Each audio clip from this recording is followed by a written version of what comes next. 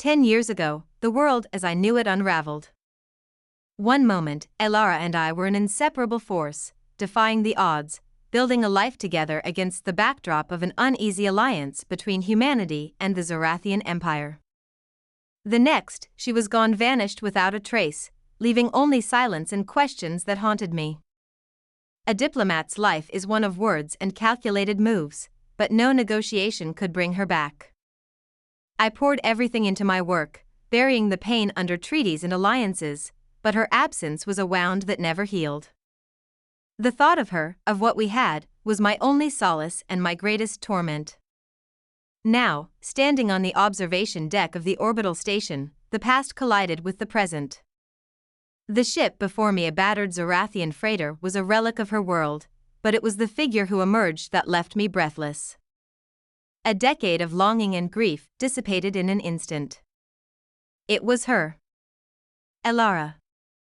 The freighter's hatch opened with a groan, and Elara stepped into the harsh artificial light. Her violet skin glowed faintly, her golden eyes searching until they found mine. Time seemed to stop. She hadn't aged a day, her elegance and strength unchanged.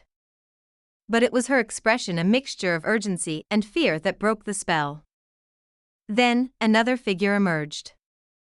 A boy, no more than 9, with features that defied explanation. His wide eyes mirrored mine, his complexion a perfect blend of human and Zorathian traits. My heart seized. He wasn't just any child. He was our child. Before I could speak, Elara's voice cut through the moment, sharp and urgent. Adrian, we don't have time. They're coming.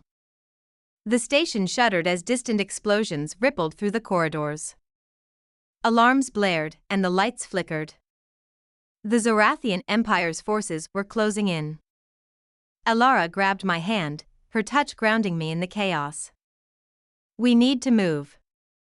We ran through the labyrinth of the station, my mind racing with questions. Where had she been?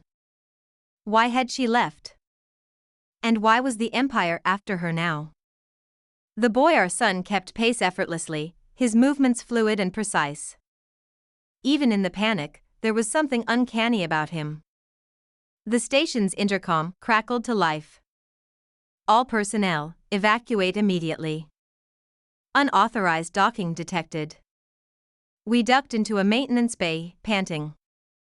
Elara turned to me, her eyes filled with a pain I couldn't begin to understand.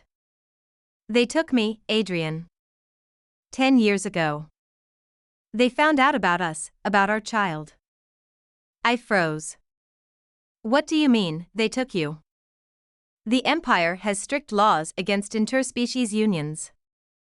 They saw our marriage as a threat, and when they discovered I was pregnant. Her voice broke. They wanted to use us. Use him.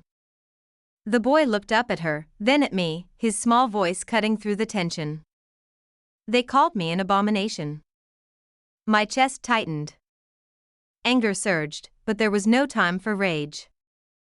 Another explosion rocked the station, and Elara's eyes hardened. We have to keep moving. In the relative safety of a concealed maintenance bay, Elara explained everything. The rogue faction within the Zorathian Empire had taken her, intending to use our child as leverage. But the boy's existence had changed their plans. A hybrid, a being who embodied the best of both species, was a potential bridge between humanity and Zorathians. Or a weapon.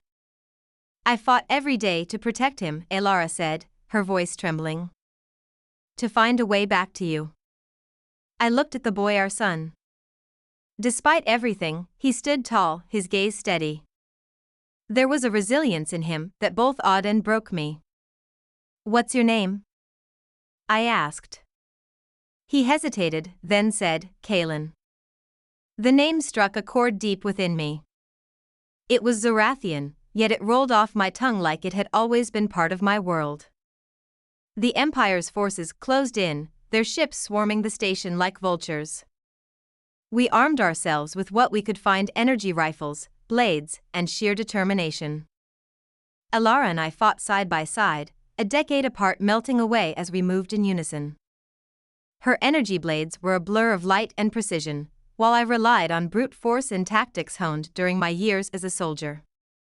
Kalen proved invaluable, his heightened reflexes and uncanny awareness keeping us one step ahead.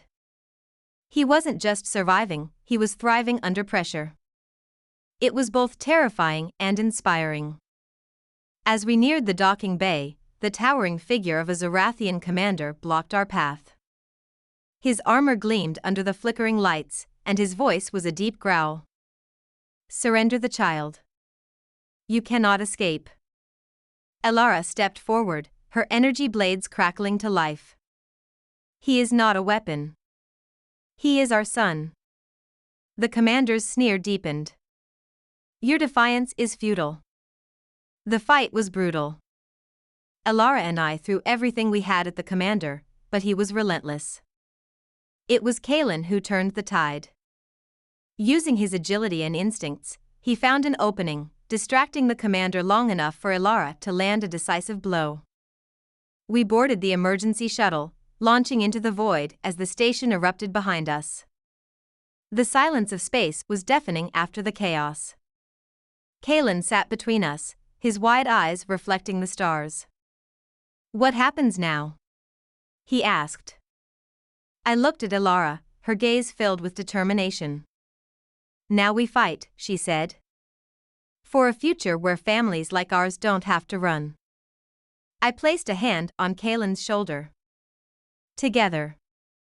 The galaxy was vast and unforgiving, but for the first time in years, I felt hope. We were fugitives, yes, but we were a family. And as I looked at Elara and Kalen, I knew we had something worth fighting for. Our journey had just begun. Together, we would defy the odds, challenging an empire and carving a path toward a future where love and unity triumphed over fear and division.